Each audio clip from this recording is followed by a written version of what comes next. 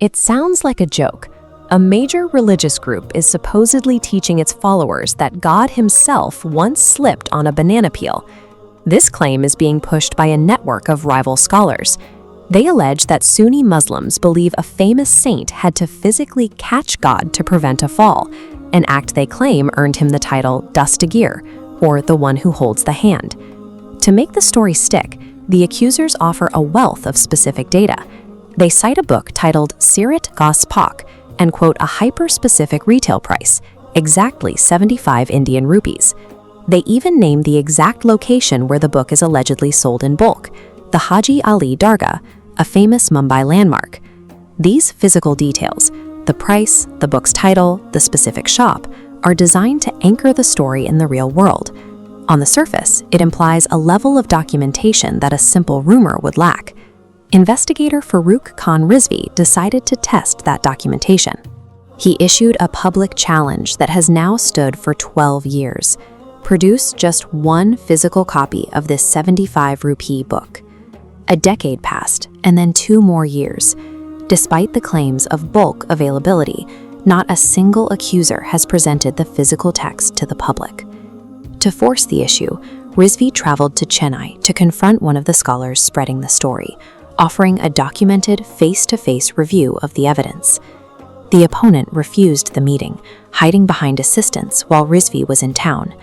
It was only after Rizvi left that the scholar recorded a response from an isolated room, still without the book in hand.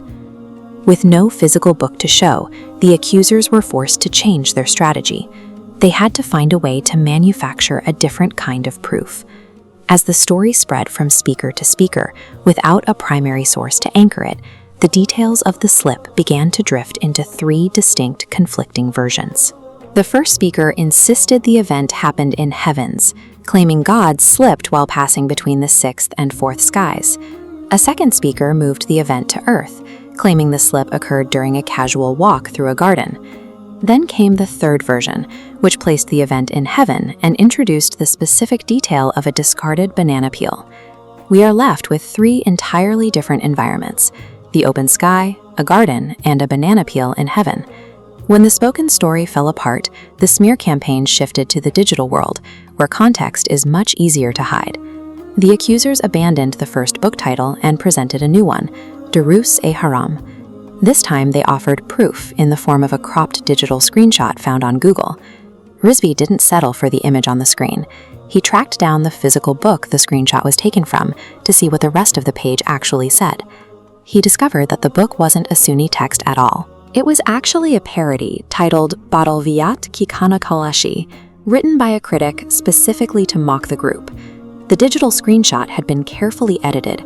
It began by cropping out the author's opening paragraph, which clearly stated that the story following it was a satirical fabrication used to ridicule Sunnis.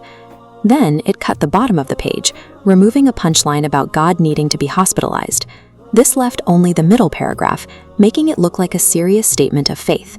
By isolating those few lines and removing the surrounding context, the accusers transformed a satirical attack into a fake confession of faith. Why go through all this effort? Why manufacture a theological lie that falls apart the moment someone buys the actual book? The motives are often financial and political. By branding local rivals as heretics, these groups can justify their own existence to foreign donors and secure more funding for their missions. This works because of how we consume information today. Many people living in online echo chambers will share a shocking screenshot without ever asking to see the pages that were cropped out. This is how misinformation scales.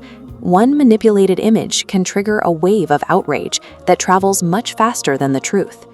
This incident shows exactly how the banana peel story was built, by taking a critic's parody and passing it off as the victim's own words. Investigator Rizvi's final appeal is a warning to the next generation. You cannot defeat a digital lie using only digital tools. The primary defense is a return to rigorous primary source education. To protect yourself, demand the physical receipts, check the citations, find the original books, and refuse to let a cropped image define your reality. Truth only survives when we slow down, look past the screen, and demand the undeniable proof of the original record.